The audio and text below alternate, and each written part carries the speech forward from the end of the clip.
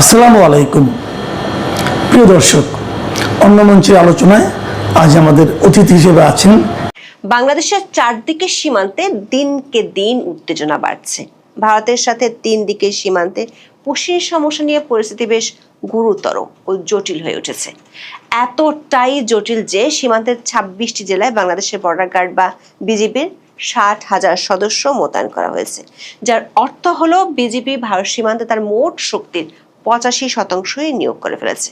শুধু বিজিবি নয়, পরিস্থিতি গুরুতর হওয়ায় চাঁপাইনবাবগঞ্জ সীমান্তে আনসার বিজিবিও মোতায়েন করা হয়েছে। ২৪ ঘন্টা সীমান্ত পাহারা দিতে হচ্ছে সীমান্তরক্ষী বাহিনীকে। এর মধ্যে ৮ জুন থেকে দিল্লিতে ভারত ও বাংলাদেশের সীমান্তরক্ষী বাহিনীর দ্বিপক্ষীয় বৈঠক আছে।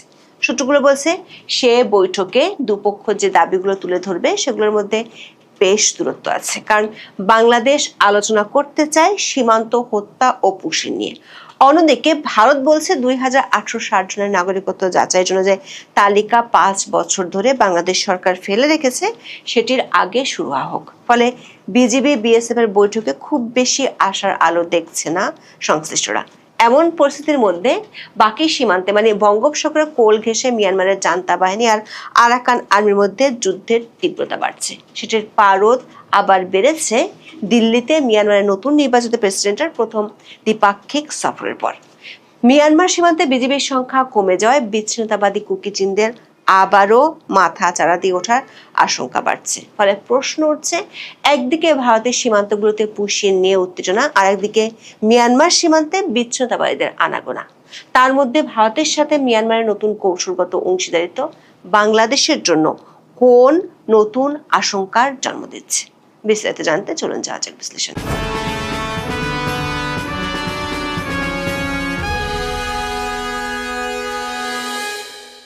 বাংলাদেশের পশ্চিম, উত্তর এবং পূর্ব এই তিন দিকের একটা বড় অংশ জুড়ে রয়েছে ভারতের সীমান্ত। আর দেশটির দক্ষিণ পূর্ব কোণে রয়েছে আর এক প্রতিবেশী দেশ মিয়ানমার বা বার্মার সীমান্ত।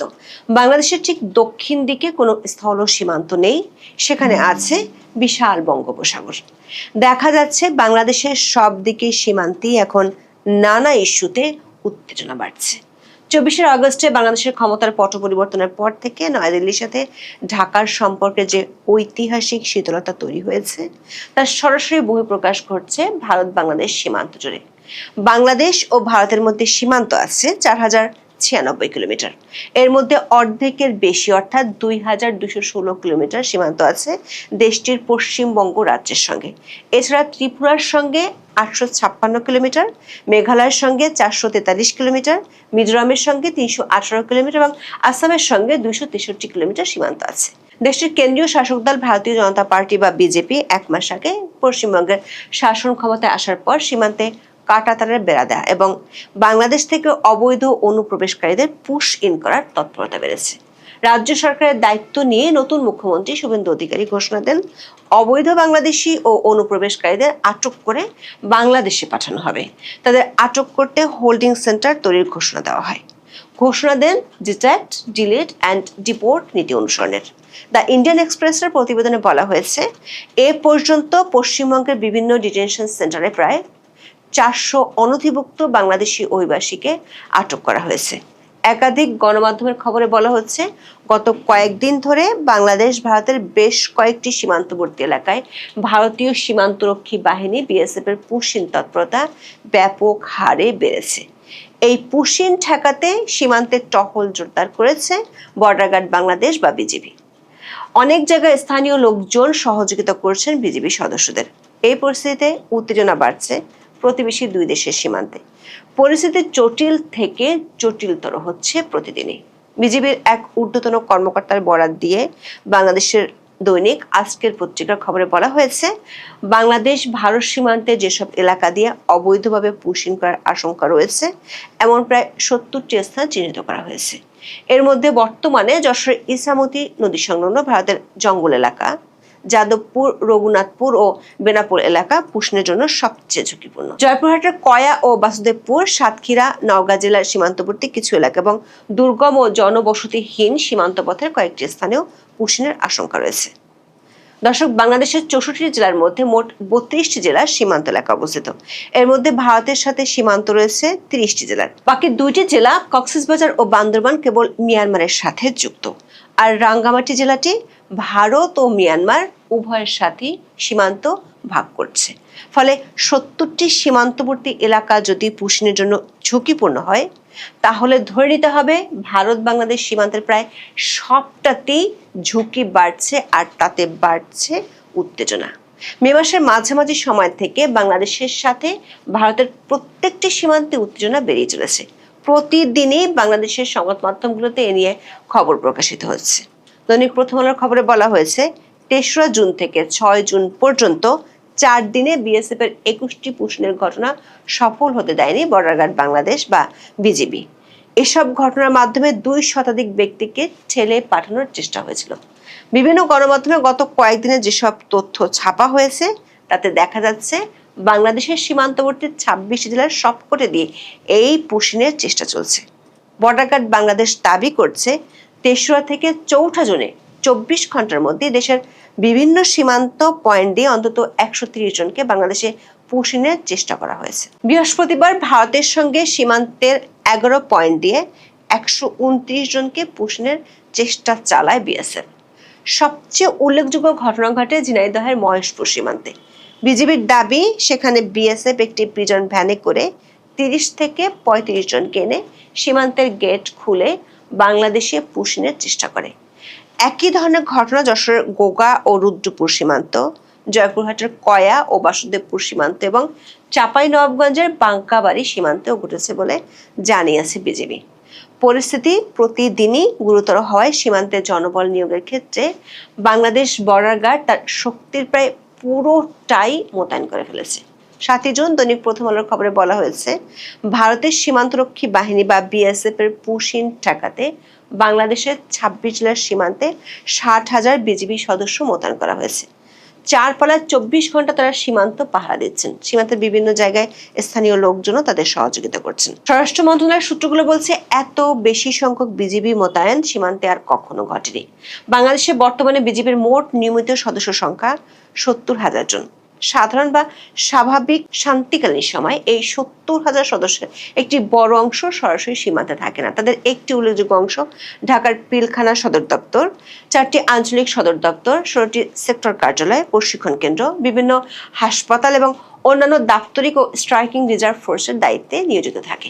বাকি সদস্যরা সীমান্ত ফাঁড়ি বা বিওপিও গুলোতে পালাক্রমে টহল দেয়। পরিসংখ্যান থেকে বোঝা যায়, এবারের ভারত সীমান্তে পুশিন প্রতিরোধের উদ্দেশ্যে বিজিবি তার নিয়মিত ও প্রশাসনিক কার্যক্রমে প্রায় সবটুকু শক্তি একত্রিত করেছে। পুরো বাহিনীর প্রায় 85% বা 60,000 সদস্যকে সরাসরি 26 জেলায় 4,487 কিলোমিটার সীমান্ত জুড়ে সার্বক্ষণিক 4টি শিফটে টহল ও কড়া নজরদারি কাজে নামানো হয়েছে। বিজিবির সদস্যরা পুশিন ঠেকাতে সীমান্তবর্তী এলাকাগুলোতে মাইকিং করে যাচ্ছে। আরও একটি গুরুত্বপূর্ণ খবর হলো, শুধু বিজিবি নয়, বিজনেস স্ট্যান্ডার্ডের খবর বলা হয়েছে, পুশিন ঠেকাতে চাঁপাইনবাবগঞ্জ সীমান্তে চরম উত্তেজনা বিরাজ করছে। এই অনুপ্রবেশ ঠেকাতে এবং সীমান্ত নিরাপত্তা জোরদার করতে এবার বর্ডার গার্ড বাংলাদেশের সাথে যুক্ত করা হয়েছে বাংলাদেশ আনসার ও গ্রাম প্রতিরক্ষা বাহিনী বা আনসার বিজিবিকে। 6 জন গণমাধ্যমে পাঠানো এক সংবাদ বিজ্ঞপ্তিতে এই তথ্য জানিয়েছেন বাংলাদেশ আনসার ও গ্রাম প্রতিরক্ষা বাহিনীর উপপরিচালক ও গণসংযোগ কর্মকর্তা মোহাম্মদ আশিকুজ্জামান। ভারত বাংলাদেশ সীমান্তে এমন পরিস্থিতিতে 8 থেকে 11 জুন 4 দিন ভারতের রাজধানী নয়াদিল্লিতে বিজিবি ও বিএসএফ এর মধ্যে 57তম মহাপরিচালক পর্যায়ের সম্মেলন অনুষ্ঠিত হতে যাচ্ছে। সম্মেলনে অবৈধ পুশিন, সীমান্তে বাংলাদেশি হত্যা ও সীমান্ত ব্যবস্থাপনার বিভিন্ন বিষয় গুরুত্ব পাবে বলে জানিয়েছে বিজিবি। অন্যদিকে ভারতের পক্ষ থেকে ভিন্ন দাবি করা হচ্ছে। ভারত সরকার বলছে, গত 5 বছরের বেশি সময় ধরে দেশটি বাংলাদেশের কাছে 2,860 জনের নাগরিকত্ব যাচাই করার অনুরোধ জানিয়ে আসছে। নয়াদিল্লির দাবি, তারা বাংলাদেশের নাগরিক এবং বর্তমানে ভারতে অবস্থান করছেন। নাগরিকত্ব নিশ্চিত হলে তাদের বাংলাদেশে ফেরত পাঠানোর প্রক্রিয়া এগিয়ে নেওয়া হবে। ভারতীয় সংবাদ মাধ্যম ইন্ডিয়ান এক্সপ্রেসের খবরে বলা হয়েছে, বাংলাদেশ সংলগ্ন পশ্চিমবঙ্গ ও আসামে অবৈধ অভিবাসীদের বিরুদ্ধে অভিযান জোরদার হওয়ার প্রেক্ষাপটে বিষয়টি নতুন করে গুরুত্ব পেয়েছে। সাম্প্রতিক সপ্তাহগুলোতে শত শত কথিত বাংলাদেশি অভিবাসী যাদের বিরুদ্ধে অবৈধভাবে ভারতে প্রবেশের অভিযোগ রয়েছে তারা সীমান্ত এলাকায় জড়ো হয়েছেন। ভারতের পররাষ্ট্র মন্ত্রণালয়ের মুখপাত্র রণদীপ জয়সওয়াল শুক্রবার সাপ্তাহিক সংবাদ ব্রিফিংয়ে বলেছেন, ভারতে অবস্থানরত সব বিদেশি নাগরিক যদি তারা অবৈধভাবে এখানে থাকেন, বাংলাদেশ থেকে আসা ব্যক্তিরাও এর অন্তর্ভুক্ত। তাদের বিষয়ে ব্যবস্থা নেওয়ার জন্য দেশের আইন রয়েছে এবং সেই আইন অনুযায়ী ব্যবস্থা নেওয়া হবে। দর্শক, ভারত বাংলাদেশের 3 দিকে সীমান্তে এমন যুদ্ধ পরিস্থিতির মধ্যে বাংলাদেশের আরেকটি সীমান্তে গত কয়েকদিনে উত্তেজনা বাড়ছে। মিয়ানমারের রাখাইন রাজ্যে সামরিক জান্তা সরকারের শেষ শক্তিশালী ঘাঁটিগুলো লক্ষ্য করে অল আউট বা চূড়ান্ত আক্রমণ শুরু করেছে দেশটির জাতিগত সশস্ত্র গোষ্ঠী আরাকান আর্মি। সশস্ত্র এই গোষ্ঠীটি দাবি করেছে তারা পুরো রাখাইন রাজ্যের নিয়ন্ত্রণ নেওয়ার খুব কাছাকাছি পৌঁছে গেছে। রাজ্যের প্রধান প্রশাসনিক কেন্দ্র ও রাজধানী সিতোয়ে এবং চীনের $100 কোটি মেগা প্রজেক্ট সমৃদ্ধ কৌশলগত অঞ্চল কিয়াকফিউতে অবস্থিত মিয়ানমার নৌবাহিনীর প্রধান পশ্চিমাঞ্চলীয় ঘাঁটিগুলোকে চারদিক থেকে অবরুদ্ধ করে ফেলেছে আরাকান আর্মির যোদ্ধারা। ইরাবতী সহ মিয়ানমারের একাধিক সংবাদ মাধ্যমের খবরে বলা হয়েছে, বঙ্গোপসাগর এবং কালাদান নদীর অববাহিকায় অবস্থান নেওয়া জান্তা নৌবাহিনীর যুদ্ধজাহাজ এবং আরাকান আর্মি গোলন্দাজ বাহিনীর মধ্যে গত 2 সপ্তাহের বেশি সময় ধরে তীব্র গোলাগুলি চলছে। সিতোয়ে দক্ষিণ পূর্বে এবং পুন্নাগুন টাউনশিপের সীমান্তের কাছে অবস্থিত গুরুত্বপূর্ণ শৈমিনকান নৌ সহায়তা ঘাঁটি এবং সিতোর আঞ্চলিক অপারেশন কমান্ডের ঠিক উত্তরে অবস্থিত ক্যারমাথাক সামরিক ঘাঁটিতে চারদিক থেকে হামলা জোরদার করেছে আরাকান আর্মি। এমন পরিস্থিতির মধ্যে মিয়ানমারের প্রেসিডেন্ট মিন অং হ্লাইং 5 দিনের সফরে ভারতে গিয়েছিলেন। সেখানে তিনি ভারতের প্রধানমন্ত্রী নরেন্দ্র মোদীর সঙ্গে বৈঠক করেন। সে আলোচনার একটি বড় অংশ জুড়ে ছিল সীমান্ত নিরাপত্তা। বিবিসি ওয়ার্ল্ড সার্ভিস বলছে, মিয়ানমার প্রেসিডেন্টের এই ভারত সফর দক্ষিণ এশিয়ার ভূ রাজনৈতিক হিসেব নিকেশ সম্পূর্ণ বদলে দিয়েছে। মিয়ানমার রেয়ার আর্থ পাওয়ার আশায় মিয়ানমারের সাথে ভারতের এমন সম্পর্কে বেশ সহায় আছে যুক্তরাষ্ট্রের। দর্শক, মিয়ানমার সীমান্তে এমন স্থান আছে যেখানে ভারত, বাংলাদেশ ও মিয়ানমার 3 দেশেরই যৌথ সীমান্ত আছে। মিয়ানমারের স্থানীয় সংবাদ মাধ্যমগুলোর খবরে বলা হচ্ছে, মিয়ানমারের প্রেসিডেন্টের ভারত সফরের শুরু থেকেই বাংলাদেশ সীমান্তবর্তী এলাকায় মিয়ানমারের জান্তা বাহিনীর অভিযান জোরদার হয়েছে। বিশেষ করে কিয়াকফিউ অঞ্চলটি অত্যন্ত সংবেদনশীল, কারণ এখানে রয়েছে চীনের সমর্থনে বাস্তবায়নাধীন গভীর সমুদ্র বন্দর, অপরিশোধিত তেলের পাইপলাইন, গ্যাস পাইপলাইন এবং মেড আইল্যান্ডের জ্বালানি টার্মিনালের মতো একাধিক বৃহৎ অবকাঠামো প্রকল্প। আবার এখানে আছে ভারতের কালাদান প্রকল্প। এই অঞ্চল রক্ষায় আরাকান আর্মির বিরুদ্ধে চীনা বাহিনী কাজ করছে। জান্তা সরকার ব্যাপক হারে প্রতিশোধমূলক বিমান হামলা শুরু করেছে। সাথে কয়েকদিন আগে জান্তা বাহিনী স্থল অভিযানও শুরু করেছে। এই স্থল অভিযান জোরদার হলেই তার ব্যাপক প্রভাব পড়বে বাংলাদেশে। বিশেষ করে আরাকান আর্মি মংডু সহ আশেপাশের এলাকাগুলোর রোহিঙ্গাদের উপর নির্যাতন চালায়। প্রাণ বাঁচাতে রোহিঙ্গারা পাড়ি দেয় বাংলাদেশে। মানে একদিকে পুশিন ঠেকানোর জন্য সর্বশক্তি নিয়োগ করা হচ্ছে, অন্যদিকে জোয়ারের পানির মতো রোহিঙ্গা ঢুকছে। আবার আরাকান আর্মি বাংলাদেশ সীমান্তে পুঁতে রেখেছে মাইন। এর মধ্যে মাইন বিস্ফোরণে বাংলাদেশি মারা যাওয়ার ঘটনাও ঘটেছে। বাংলাদেশের জন্য সবচেয়ে বড় উদ্বেগের বিষয় হলো এই সময় ভারতের সীমান্তে বিজিবিকে পূর্ণ মনোযোগ দিতে হচ্ছে। এই পরিস্থিতিতে বাংলাদেশের পার্বত্য এলাকায় বিচ্ছিন্নতাবাদী গোষ্ঠী কুকি-চিন ন্যাশনাল ফ্রন্ট বা কেএনএফ, যারা আরাকান আর্মির ছত্রছায়ায় আছে, তারা এবার সীমান্ত পার হয়ে এপারে চলে আসার আশঙ্কা বাড়ছে। এই কুকি-চিন মিয়ানমারের চীন রাজ্যের পালেতোয়া এলাকায় আশ্রয় নিচ্ছে এবং সেখান থেকে অস্ত্র সংগ্রহ করছে, যা বাংলাদেশের পাহাড়ি অঞ্চলের অভ্যন্তর নিরাপত্তাকে গুরুতর হুমকির মুখে ফেলেছে। প্রশ্ন হলো, বাংলাদেশের সীমান্তগুলোতে শুধুই কি রাজনৈতিক ও কূটনৈতিক উত্তেজনা বাড়ছে, নাকি বাংলাদেশ তার সীমান্তগুলোতে ক্রমান্বয়ে নিজস্ব নিয়ন্ত্রণ ও লিভারেজ হারাচ্ছে? এই প্রশ্নের উত্তর অত্যন্ত জটিল ও বহুমাত্রিক, তাই সোজা সাপটা কোনো মন্তব্য করা কঠিন। তবে এটা পরিষ্কার, বাংলাদেশের চারপাশে চলমান সীমান্ত উত্তেজনা কেবল স্থানীয় সীমান্ত সংঘর্ষের বিষয় নয়, বরং একটি দক্ষিণ এশিয়ায় পরাশক্তিগুলোর আঞ্চলিক আধিপত্যের মধ্যকার এক দীর্ঘমেয়াদী ছায়াযুদ্ধের অংশ হতে যাচ্ছে। আবার কি ৭১-এর ভূমিকায় ছাত্রলীগ? কেন আমরা বিস্তারিত ব্যাখ্যায় সেটি বলবো। ৭১-এ ছাত্রলীগের কি ভূমিকা ছিল, আজকে কি ভূমিকা পালন করছে, এজন্য আমাদের ভিডিওটি শেষ পর্যন্ত আপনাকে দেখতে হবে।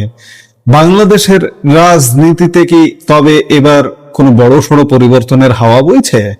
2024 সালের 5ই আগস্ট শেখ হাসিনা সরকার পতনের পর যে দলটির নেতা কর্মীদের কার্যত খুঁজে পাওয়া যাচ্ছিল না, আজ 2026 সালের জুনে এসে তারা আবার রাজপথে। হ্যাঁ, আমরা কথা বলছি বাংলাদেশ আওয়ামী লীগ এবং তাদেরই ছাত্র সংগঠন বাংলাদেশ ছাত্রলীগের কথা। গত বছর মে মাস থেকে আওয়ামী লীগের কার্যক্রম এবং 2024-এর অক্টোবরে ছাত্রলীগকে নিষিদ্ধ করা সত্ত্বেও সাম্প্রতিক দিনগুলোতে দেশের বিভিন্ন প্রান্তে তাদের আকস্মিক এবং একের পর এক ঝটিকা মিছিল এখন টক অব দ্য কান্ট্রি। এমনকি এই ঝটিকা মিছিলগুলোর কারণে রীতিমতো তটস্থ তারেক রহমানের বর্তমান সরকার ও পুলিশ প্রশাসন। কিন্তু হঠাৎ কেন এই গা ঝাড়া দিয়ে ওঠা, এর পেছনে আসল রহস্যকে? ঘটনার সূত্রপাত কিন্তু হুট করে হয়নি। চলতি জুনের প্রথম সপ্তাহে দেশের রাজনীতিতে এক নয়া মাত্রা যোগ করেছে ছাত্রলীগের এই আকস্মিক উপস্থিতি। ঢাকার বুকে ছাত্রলীগ চ্যালেঞ্জ দিচ্ছে। খোদ রাজধানী ঢাকায় হাইকোর্টের সদর গেটের সামনে শেখ হাসিনা আসবে, বাংলাদেশ আসবে এবং জয় বাংলা লেখা ব্যানার নিয়ে প্রকাশ্যে সভা করেছে ছাত্রলীগ নেতা কর্মীরা। এরই মধ্যে চট্টগ্রামে চলছে ইঁদুর বেড়াল খেলা। সবচেয়ে বড় আলোড়ন সৃষ্টি হয়েছে চট্টগ্রামে। জুন মাসের প্রথম 5 দিনেই সেখানে অন্তত 5টি বড় ঝটিকা মিছিল হয়েছে। গত শুক্রবার সকালে আগ্রাবাদ এলাকায় যুবলীগের ব্যানারে মাথায় কাফনের কাপড় বেঁধে মিছিল বের হয়। সাবেক ছাত্রলীগ নেতা গোলাম সামদানি জনি এবং যুবলীগ নেতা আবুল বাশারের অনুসারীরা বিদ্যুৎ, গ্যাসের মূল্যবৃদ্ধি ও রাজবন্দীদের মুক্তির দাবিতে এই মিছিলগুলো করেন। আর নোয়াখালীর ঘটনাটি তো রীতিমতো সারা দেশে চাঞ্চল্যই ফেলে দিয়েছে। নোয়াখালী সদর উপজেলায় যা ঘটেছে তা বাংলাদেশের বর্তমান প্রেক্ষাপটে বিরল। সেখানে কয়েক হাজার নেতাকর্মীর বিশাল জনস্রোত দেখে দায়িত্বরত মাত্র 6 জন পুলিশ সদস্য পিছু হটতে বাধ্য হন।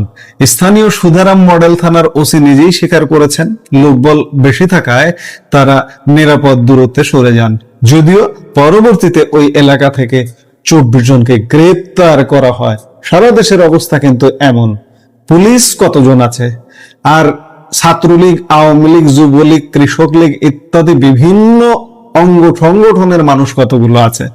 এই মানুষগুলো যদি রাস্তায় নামে, পুলিশ প্রোটেক্ট করবে না। এবং গতকালকের আমি একটি ভিডিওতে বলেছি যে পুলিশ কেন বাধা দেবে না, এর ঐতিহাসিক কারণ আছে। সাম্প্রতিক 2024-এ ঘটে যাওয়া ঘটনা এবং সামগ্রিকভাবে পুলিশ এই সরকারের নিয়ন্ত্রণে কতটুকু আছে সেটি নিয়ে বড় প্রশ্ন। আর এই কারণে পুলিশ আসলে সত্যিকার অর্থে বাধা দেবে না আপনি যদি শক্তভাবে মাঠে নামেন। যেগুলো ধর পাকড় করছে চাকরি বাঁচাতে চাপে, ক্যাডার সার্ভিসের কিছু কর্মকর্তা যারা এক প্রকার চাকরিচ্যুত ছিলেন এক সময়, তারা এসে তারা চাপ দিচ্ছেন অধীনস্থদের, নন ক্যাডারদের চাপ দিচ্ছেন। এই নন ক্যাডাররা তাদের চাপে পড়েই ধরে আনছে, অ্যারেস্ট করছে। এমনকি মিছিল মিটিং এ অংশ নেয়নি এমন কিশোরদেরকেও দেখলাম গতকালকে 1400-কে ঢুকিয়ে দিয়েছে, যে কিশোরদের বয়স 14 বছরও হয়নি। নোয়াখালীতে এমন ঘটনা ঘটিয়েছে পুলিশ। অর্থাৎ ঊর্ধ্বতনদের চাপ সামলাতে, ঊর্ধ্বতনদের বোঝাতে যে না, আমরা এত সংখ্যক অ্যারেস্ট করেছি, আমরা ব্যবস্থা নিচ্ছি, আপনারা আমাদের উপরে রূঢ় আচরণ করবেন না। নিতান্ত এই চাকরি বাঁচাতে পুলিশ এই কাজগুলো করছে। না হলে আপনি যদি বড় সড়ো ভাবে নেমে যান, পুলিশ আপনাকে বাধা দেবে না। এখনো সেনাবাহিনী মাঠে আছে। সেনাবাহিনীও আসলে কতদূর কি করতে পারবে সেটি একটা বিষয়। পুলিশ পারবে না বলে সরকার এখনো পর্যন্ত নির্বাচন হয়ে গেছে বলেছিল সেনাবাহিনী উঠে যাবে নির্বাচন হওয়ার সাথে সাথে। সেনা প্রধানও মিথ্যে আশ্বাস দিয়ে হজে গিয়েছিলেন, হজ থেকে তিনি ফিরেও এসেছেন যে আর্মি ব্যারাকে ফিরে যাবে, কিন্তু আজ পর্যন্ত এখন পর্যন্ত আর্মির ব্যারাকে ফিরবার কোনো খবর কোথাও নেই। এই যে মিছিলগুলো, এই মিছিলগুলো শুধু চট্টগ্রাম, ঢাকা কিংবা নোয়াখালীতেই নয়, রাজশাহী, শরীয়তপুর, লালমনিরহাট, মৌলভীবাজার এবং পশ্চিমবঙ্গ সীমান্ত সংলগ্ন বেনাপোলেও এই ঝটিকা মিছিলের খবর পাওয়া গেছে। রাজশাহীতে তো ছাত্রলীগের এই গুপ্ত মিছিলের প্রতিবাদে বিএনপি পাল্টা প্রতিরোধ মিছিলও করেছে, নোয়াখালীতেও করেছে, এবং নোয়াখালীতে কালকে ছাত্রদল পাল্টা মিছিল করতে গিয়ে ছাত্রলীগের হামলারও শিকার হয়েছে। অর্থাৎ বুঝতেই পারছেন যে দিনকে দিন রাজনৈতিক পরিবেশ সহিংস হয়ে উঠছে। এখন প্রশ্ন হচ্ছে যে এই যে ব্যাপক ধরপাকড় আর নিষেধাজ্ঞা সত্ত্বেও কিভাবে এই তরুণ তরুণীরা রাস্তায় নামছে। আসলে এই তরুণ তরুণীদের দেয়ালে পিঠ থেকে গেছে। ছাত্রলীগ তো বটেই, ছাত্রলীগের বটেই, এমনকি ছাত্রলীগ করেও না এমন মানুষদেরও, এমন শিক্ষার্থীদেরও ছাত্র জীবন দোজকে পরিণত করেছে, ছাত্রত্ব বাতিল করে দিয়েছে। আপনি কি স্বাধীন বাংলাদেশের ইতিহাসে এমনটা দেখেছেন? স্বয়ং স্বাধীনতা বিরোধী জামাত শিবিরের কর্মীরা বিশ্ববিদ্যালয়ে দৌর্দণ্ড প্রতাপে পড়াশোনা করেছে, স্কুল কলেজে পড়াশোনা করেছে, বিশ্ববিদ্যালয়ের শিক্ষক পর্যন্ত হয়েছে। কিন্তু আজকে ছাত্রলীগ বা ছাত্রলীগ হোক না হোক, কোন শিক্ষার্থীর উপর আক্রোশ, তাকে ট্যাগ দিয়ে তার শিক্ষা জীবন ধ্বংস করে ফেলানো হচ্ছে। লক্ষ লক্ষ, কয়েক লক্ষ হবে, বিভিন্ন শিক্ষা প্রতিষ্ঠান মিলিয়ে কয়েক লক্ষ শিক্ষার্থীর জীবন ধ্বংস করে দিয়েছে। তারা কি বসে থাকবে? তারা সব একজোট হয়ে রাস্তায় নামছে। এছাড়াও সংশ্লিষ্ট মহল ও আওয়ামী লীগ নেতৃত্বের একাংশের দাবি, এর মূল জ্বালানি হলো আওয়ামী লীগ প্রধান শেখ হাসিনার সাম্প্রতিক কিছু বার্তা। দলীয় সূত্রে জানা যাচ্ছে, শেখ হাসিনা তার সাম্প্রতিক ভার্চুয়াল বা অভ্যন্তরীণ সভাগুলোতে নেতা কর্মীদের বলেছেন, নিষেধাজ্ঞার তোয়াক্কা না করে রাজপথে মিছিল মিটিং চালিয়ে যেতে হবে। তার মতে আওয়ামী লীগ বাংলাদেশ রাষ্ট্র তৈরি করেছে, তাই একে নিষিদ্ধ করার অর্থ দেশকে অস্বীকার করা। নেতাকর্মীরা মনে করছেন শেখ হাসিনার দেশে ফেরার সময় আসন্ন, আর সেই শুভ দিনের অপেক্ষায় ভয় ভীতি উপেক্ষা করে তারা রাস্তায় নামছে। শুধু তাই নয়, স্থানীয় সূত্রগুলো দাবি করছে এই মিছিলগুলোতে কেবল ছাত্রলীগ কর্মী নয়, সাধারণ মানুষেরও অনেকেই যোগ দিচ্ছেন। কেন নামবে না বলুন? সাধারণ মানুষের জীবন ওষ্ঠাগত করে ছেড়ে দিয়েছে এই 2 বছরের 2 সরকার। কারখানা বন্ধ, শ্রমিকরা রাস্তায়, সাধারণ মানুষ, খেটে খাওয়া মানুষ কর্মহীন হয়ে পড়েছে, তারাও যোগ দিচ্ছে এবং মিছিলের সংখ্যা দিনকে দিন বাড়ছে।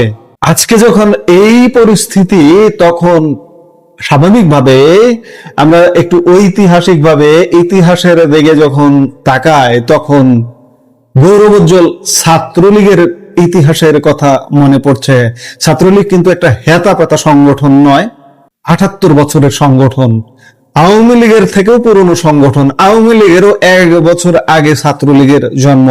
1948 সালের 4 জানুয়ারি জন্ম নেওয়া এই সংগঠনে রয়েছে এক অনন্য অতীত। বিশেষ করে 1971 সালের মহান মুক্তিযুদ্ধে এই সংগঠনের অবদান ভোলার মতো নয়। 70,000 শহীদ হয়েছিলেন এই ছাত্রলীগের নেতা কর্মী। 9 মাসের সশস্ত্র মুক্তিযুদ্ধে ছাত্রলীগের প্রায় 70,000 নেতা কর্মী জীবন উৎসর্গ করেছিলেন। এই মাটিতে তাদের রক্ত আছে। মুজিব বাহিনী গঠন ছাত্রলীগ থেকেই, কিন্তু ছাত্রলীগের নেতাদের দিয়েই কিন্তু মুজিব বাহিনী গঠন করা হয়েছিল। শেখ ফজলুল হক মনি, তোফায়েল আহমেদ, আব্দুর রাজ্জাক এবং সিরাজুল আলম খানের নেতৃত্বে গঠিত মুজিব বাহিনী পাকিস্তানি হানাদারদের বিরুদ্ধে সম্মুখ যুদ্ধের লড়েছিল। স্বাধীনতার ইস্তেহারে ছাত্রলীগের একটা বিশাল ভূমিকা ছিল। 1971 সালের 2 মার্চ ঢাকা বিশ্ববিদ্যালয়ে স্বাধীন বাংলার পতাকা উত্তোলন এবং 3 মার্চ স্বাধীনতার ইস্তেহার পাঠ করার মূল কাজটি করেছিলেন তৎকালীন ছাত্র সমাজ ও ছাত্রলীগ। ইতিহাসের সেই গৌরব, আজকের যে নিষিদ্ধ সংগঠনের তকমা, এই দুইয়ের মাঝে দাঁড়িয়ে আজ সাধারণ মানুষের মনে বড় প্রশ্ন, সেদিনের সেই ছাত্রলীগ কি আজ আবারও কোনো নতুন মুক্তির পথ দেখাচ্ছে, নাকি এই ঝটিকা মিছিলগুলো কেবলই রাজনৈতিক অস্তিত্ব টিকিয়ে রাখার শেষ চেষ্টা, আমরা বলবো ছাত্রলীগের হাত দিয়ে হয়তো মুক্তির পথ বাতলে যাবে। আজকে ছাত্রলীগ যে ভূমিকা পালন করছে সেটি নিঃসন্দেহে বাংলাদেশের মুক্তির পথে এগিয়ে নিয়ে যাচ্ছে। আমি এই জন্যই ৭১-এর সাথে তুলনা করছি। আমি বলছি যে ছাত্রলীগ কিন্তু হেতাফেতা কোনো সংগঠন নয়। বাংলাদেশ আওয়ামী লীগের থেকেও সিনিয়র সংগঠন ছাত্রলীগ, এবং ৫২-র ভাষা আন্দোলন থেকে শুরু করে ৭১-এর মুক্তিযুদ্ধ, স্বাধীন বাংলাদেশে অনেক গণতান্ত্রিক আন্দোলনে ছাত্রলীগের ভূমিকা অসামান্য। মাঝে মাঝে কিছু বিতর্কিত ভূমিকা আছে, কিন্তু সেই বিতর্কের চেয়ে গৌরবের ভূমিকা অনেক অনেক বেশি। এবং আজকে ২০২৬-এ এসে মনে হচ্ছে যেন ছাত্রলীগ আবার সেই ৭১-এর কথা স্মরণ করিয়ে দিচ্ছে, আবার সেই গৌরবের পথে হাঁটছে। পুলিশ প্রশাসন এখন ভিডিও ফুটেজ দেখে দেখে চিরুনি অভিযান চালাচ্ছে, আইনি ব্যবস্থা নিচ্ছে। কিন্তু এত ব্যবস্থা নিয়েও কি ছাত্রলীগের এই অপ্রতিরোধ্য অগ্রযাত্রা থামিয়ে দেওয়া যাবে? অবস্থার দৃষ্টিতে কিন্তু সেটি মনে হচ্ছে না। আমরা গত কয়েকদিন দেখছি, আজকে যে মুহূর্তে এই ভিডিওতে কথা বলছি তখনও খবর পাচ্ছি রাজধানী ঢাকা সহ বিভিন্ন জায়গায় ছাত্রলীগে যেন একটা নতুন জোয়ার শুরু হয়ে গেছে। নতুন নতুন স্থানে নতুন নতুন উপায়ে মিছিল করছে তারা। তবে একটি বিষয় পরিষ্কার, বাংলাদেশের রাজনীতিতে শান্তি এত সহজে আসছে না। ছাত্রলীগের এই আকস্মিক রাজপথে ফিরে আসাকে কিভাবে দেখা যায়? এটি কি আসলেই রাজনৈতিক প্রত্যাবর্তনের ইঙ্গিত নাকি সাময়িক উত্তেজনা? আমরা বলছি এটি প্রত্যাবর্তনের ইঙ্গিত। এবং সামনে কি ঘটছে নিশ্চয়ই আমাদের দেখতে হবে, আমরা নিশ্চয়ই দেখব। এই মুহূর্তের ভিডিও থেকে বিদায় নিতে চাইছি। সবাই ভালো থাকুন, সুস্থ থাকুন, দেখা হবে পরবর্তী ভিডিওতে।